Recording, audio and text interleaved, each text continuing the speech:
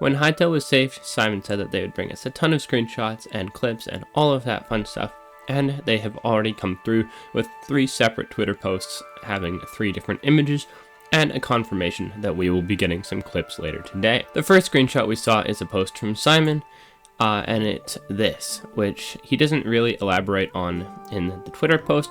However, on Discord, he elaborated a little bit, said it's a Zone 3 Shadow Knight, which is a temporary name. He also notes that it doesn't have a spawn or a purpose, but it's probably going to be a late game boss fight. However, until then, modders can do whatever they want, as is, it's a pretty darn cool looking mob.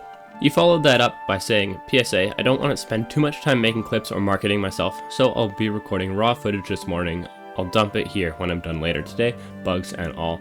I need to get back to work on what matters, fixing the game. Set your expectations low, the game is broken, not good. It's our mission to make it good and then do our best to make it great over the years to come. My social media team will be sharing screenshots and clips in the coming hours and days. Blog posts are in the works as well. Time to lock in and get ready for early access. So he fairly clearly seems to say that he's going to be posting some clips later today. Considering he's on Quebec time, that'll probably be about 3 hours from when this video posts, and then also says that the social media team is going to share some screenshots and clips in the coming hours and days, which we have seen evidence of in this next post, which is a Zone 4 skeleton. Again, not very much elaboration on the Twitter post. However, if we take to Discord, Budacat, who, yay, officially confirmed to be back on the Hytale team, elaborated a little bit. He called it a Zone 4 burned skeleton, but it is a work in progress name. And he said, like the Shadow Knight, it used some filters. I looked it up on ChatGPT. This just means that the foreground and the background are blurred a little bit, not representative of real gameplay, supposedly. And then he also said that it's intended to be a challenging or higher tiered skeleton, which it definitely looks like one of those with the fire coming out of its crown and the double-bladed weapon. And then again, he said, as with all of our NPCs, modders can use this enemy however they see fit. So it seems like the Hytale team kind of has a lot of NPCs, or models at the very least, that are in the game, but they don't maybe have functionalities, they don't have spawn conditions, so they're leaving them there so that modders can animate them, or if they're already animated, use the models and the animations to create cool enemies a little bit faster than the team can. And we got one final screenshot, at least as of making this video, which is the Hytale official Twitter account again, posting this image of a Quebec. We can see some form of lantern, maybe a firefly lantern here, some cool decking stuff, and a tree. And he is pretty high up in the tree. There's some sort of thing down here in the background. It looks like they have the same blur effect going on, but all together it's pretty darn cool. It's nice to see that we're already getting so many screenshots, so many new pieces of media, considering ever since I've made Hytale videos, like a single tweet from a developer would be like, oh my gosh.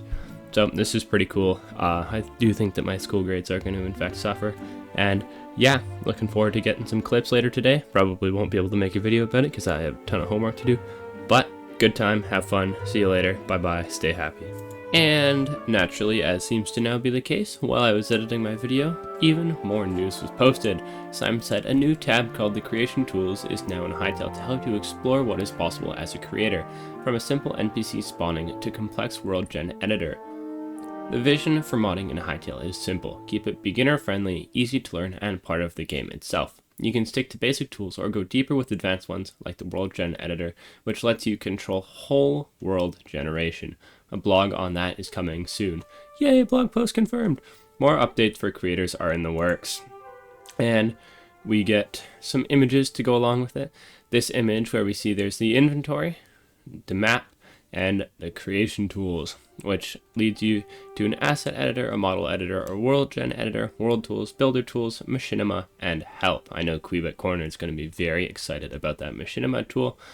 Then within the world tools, we can see a bunch of other tools, including prefab editors, NPC spawns, particles, player model changes, tints, instances, all that fun stuff.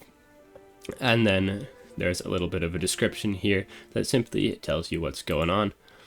We also got this image, which shows an absolutely disgusting undead monster that looks horrific, quite frankly. But this is called a zombie aberrant, which I don't know if that's a French word or if I'm just being dumb. And it has some information about the NPC and gives you the ability to spawn it.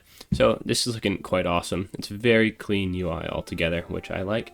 And yeah, it's the golden age of Hytale news. It's about to be the best video game of all time. That's a slight exaggeration, of course, but pretty darn awesome. So stay tuned for more info.